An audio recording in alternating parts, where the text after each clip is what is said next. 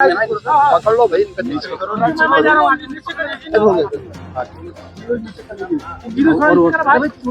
थोड़ा नीचे कर ना साउंड आई नीचे करा था। सिटी के अंदर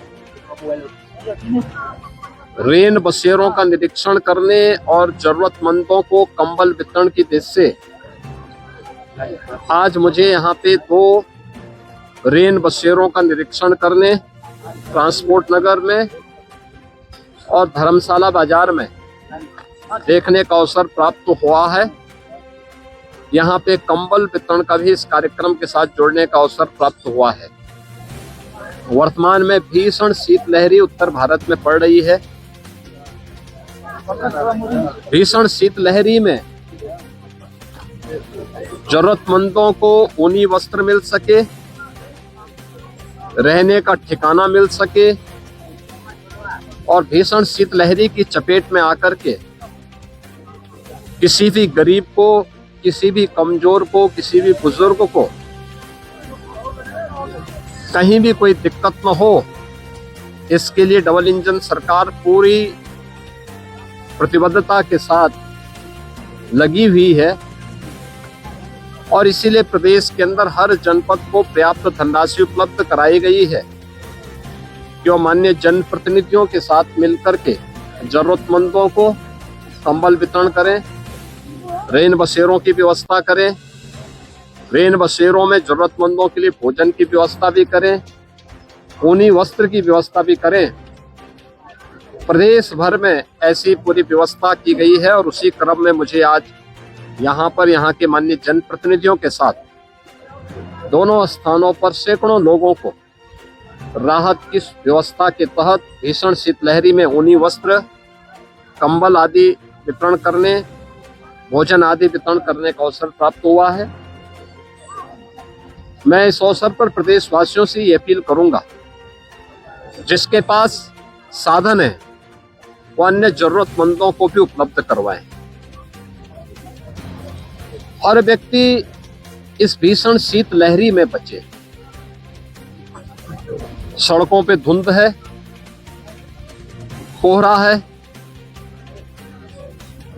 ये अनावश्यक यात्रा से बचे। जिन लोगों को आवश्यक यात्रा आवश्यक हो वे गाड़ी की स्पीड को सीमित रखें। घर से बाहर निकल रहे हैं, भीषण शीतलहरी है, हमें याद रखना होगा। हम पौधों को भी देखते हैं, अगर पाला से बचाना होता है तो पहले उसको सिंचाई कर देते हैं। शाम को सिंचाई कर देंगे तो रात्रि में पाला पौधे को नहीं मारेगा, फसल को नहीं मारेगा। ऐसे ही हम गर्मी के दौरान भी देखते हैं कि भीषण गर्मी में लू की चपेट में आने के पहले एक सुझाव दिया जाता है कि पेट में पानी भरा होना चाहिए, यानी भरपेट पानी पी करके व्यक्ति बाहर अगर लू में जाता है तो नुकसान नहीं होता। ऐसे ही भीषण शीतलहरी और भीषण गर्मी के दौरान भी अगर पर्याप्त मात्रा में जल राशि हमारे पेट में है तो इन दोनों से बचा जा सकता है। हम कोल्ड वेव से भी और गर्मियों में लू से भी बचने में मदद मिलेगी। सभी लोगों को इसका सावधानी का ध्यान रखना होगा। सार्वजनिक स्थानों पर जो अलाव जलाए जा रहे हैं उसको सार्वजनिक रूप से जो लोग चलते हैं उन लोगों के लिए रहने देना चाहिए, उसको अनावश्यक रूप से उठाना नहीं चाहिए। बहुत सारे लोग हो क्या रहे हैं कि अलाव जलाया जा रहा है उसको उठा करके लेके चले जाते हैं। आप एक जरूरतमंद के लिए इस व्यवस्था होती है वह देखेगा, नहीं तो कम से कम अगर कोई सामान्य पशु है उसके लिए भी उपयोगी हो सकता है। तो ये बहुत सारी चीजें जिसको हमें थोड़ा ध्यान रखना होगा। सभी लोग सुरक्षित रहें, सावधानी बरतें, शासन की व्यवस्था का लाभ भी लें, यही मेरी कामना है। और इसी दृष्टि से मुझे आज यहाँ पे 2 केंद्रों का निरीक्षण करने का अवसर भी प्राप्त। हमारे यूपी में स्कूलों की क्या कहेंगे? अभी आपका आदेश आया कि स्कूल कॉलेजेस में ठंड से बचने के लिए स्थानीय स्तर पर जिलाधिकारियों को कहा गया कि जहाँ भी इस प्रकार की स्थिति है वहाँ पे विद्यालयों को बंद करें और छुट्टी घोषित करें और बहुत आवश्यक है तो वर्चुअल माध्यम से बच्चों की पढ़ाई शुरू करें। धन्यवाद।